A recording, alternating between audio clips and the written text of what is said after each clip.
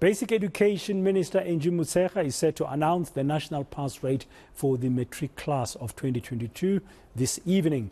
That address is expected to start at around 6 o'clock. It's also expected that a technical briefing is currently taking place, unpacking the subjects, marking and other issues. Our reporter Heidi Giokos is tracking that story as we build up to that announcement from 6 o'clock by the Minister of Basic Education, Angie Motshekga. Heidi Giokos, I guess the final preparations are really underway now, and we had understood earlier that about this time there will be a technical briefing building up to 6 o'clock.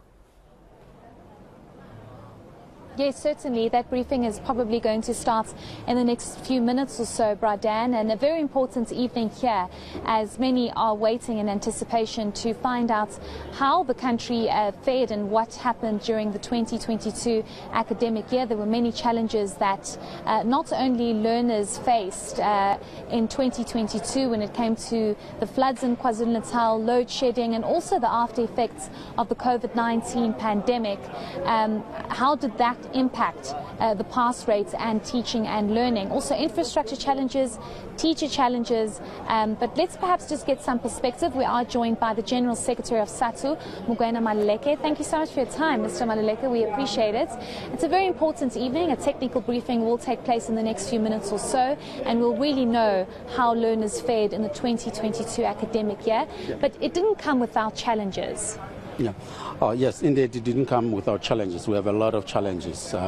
This is a class that has experienced rotational learning for 2 full years, and therefore for them to be where they are is a milestone. The resilience that was built by the teachers needs to be appreciated, because we have seen it, we lived it as the teachers, in terms of them really working on weekends, working afternoon, working on holidays, for them to be where they are. So we really want to appreciate the fact that finally they were able to write the examination, and therefore we expect that they will emerge as fighters, not allowing themselves to be defined as the COVID class of 2022, but as champs and champions in terms of how they defeated all the odds.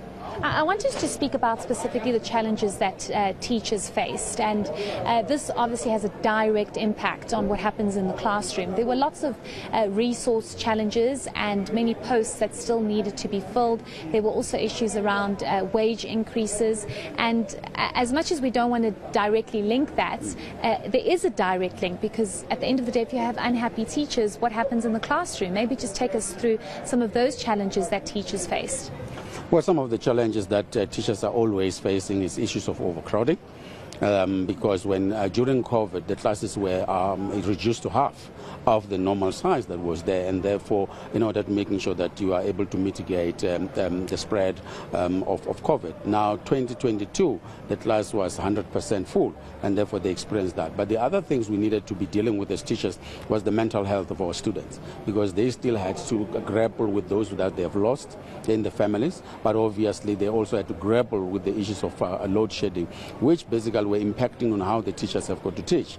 And clearly you're right, if the teachers still experience lack of support, lack of learning support material on time, and that has an impact on their health, because they have got to go out of their way to improvise, but obviously to go an extra mile, and that is what we expect of the teachers. And therefore, as we expect a lot from the teachers, also have to expect from the community and from the employer to improve their working conditions in terms of their salaries, because that is also a driving force for people to remain in the teaching fraternity. We're losing teachers because of the salaries that they are receiving, and therefore we don't see a lot of young people joining the teaching fraternity, especially in the foundation phase, which is the foundation for our education, and that is one of those particular challenges that we have got to address. So yes, we have got to work together with our teachers, support them moving forward. Speaking about working together, I covered a story.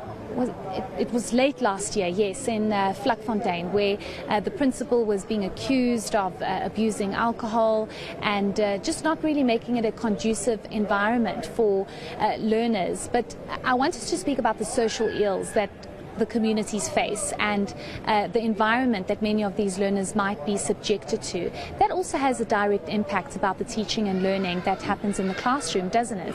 It does.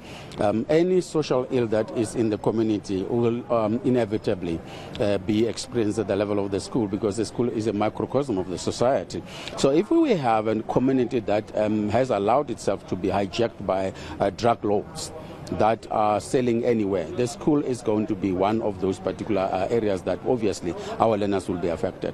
If we have got gangsters, it's gangsterism that is not being managed, that is not being contained, it is going to affect our learners. They are going to be victims, and the teachers are going to be the victims. So social ills of any form, they will also be experienced by our teachers. What we have got to do as a society is that we cannot continue to be believing that violence is a solution for our problems. Our learners and our children see us when we march, when we protest against service delivery. We're banning properties. We're banning other people's properties. It cannot be. Then hence our children come to school with weapons to target our teachers, to target other learners, because they are saying, you know what?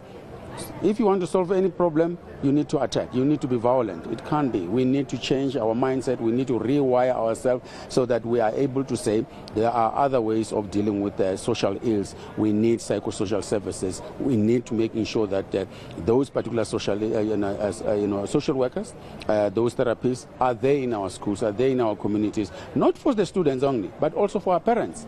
Because our parents are really experiencing serious mental health. Some have lost their jobs due to COVID. Some are experiencing different mental health, and therefore they need to be heard, they need to be supported so that they can support their children. Certainly. Just one last question for you, Mr. Maluleke. This is quite a fancy event. You have the top achievers coming and hearing how they fared in the 2022 academic year. But, many wonder, with the challenges that they faced, how this pass rate is going to look this year. Are you hopeful that things are going to be a little bit better for the year 2022? Heidi, you are speaking to a teacher. My experience when we are in a crisis, that particular year, we produce leaders, we produce champions.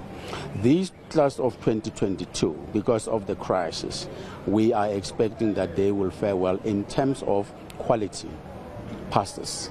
Not only in terms of the overall pass percentage, we're looking at improving the quality of our bachelors, the quality of our diplomas in terms of that. And I am, as a teacher, speaking on behalf of our teachers, I believe the work that I have seen them doing, we are going to produce, again, fighters who are saying we will never be defeated by any form of pandemic, will not be defeated by load shedding.